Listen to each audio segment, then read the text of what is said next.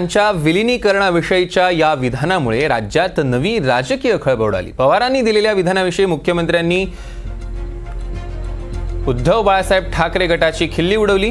उद्धव ठाकरेंचा पक्ष आधीच काँग्रेसमध्ये विलीन झालाय, फक्त अधिकृत घोषणा तेवढी करायची राहिली आहे, असा टोला एकनाथ शिंदेंनी लगावला।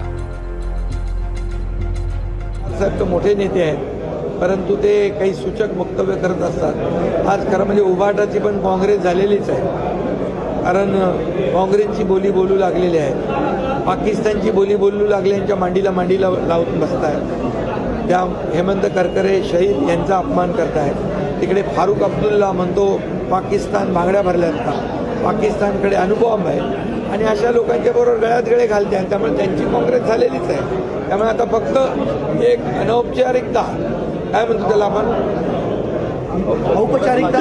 औपचारिकता बाकी आहे।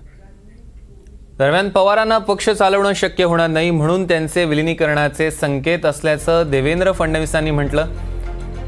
शरद पवारांच्या वक्तव्यावर आता प्रतिक्रिया येऊ लागलेल्या आहेत। एकनाथ शिंदेंची प्रतिक्रिया आपण पाहिली, आणि आता देवेंद्र फडणवीस म्हणतात की पवारांना पक्ष चालवणं शक्य होणार नाही, म्हणूनच त्यांनी विलिनीकरणाचे संकेत दिले आहेत। त्यांना असं म्हणायचं होतं की त्यांचा जो काही शरद पवार राष्ट्रवादी काँग्रेस पक्ष आहे तो बहुतेक त्यांच्या डोक्यात असेल की काँग्रेसमध्ये विलीन करावा, तर ते काही नवल नाही। यापूर्वी देखील शरद पवार साहेबांनी अनेक वेळा पक्ष तयार केला आणि अनेक वेळा ते काँग्रेसमध्ये गेले।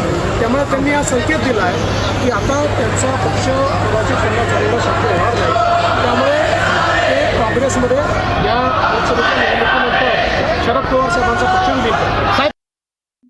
त्यांचं खरोखर म्हणजे काय वक्तव्य आहे ते मी काय स्वतः ऐकलेलं नाही, पण त्यांना असं वाटत असावं की वेगळं काहीतरी, म्हणजे आता नाहीतरी त्याने ती इंडिया किंवा इंडिया ती एक फ्रंट उघडलेली आहे।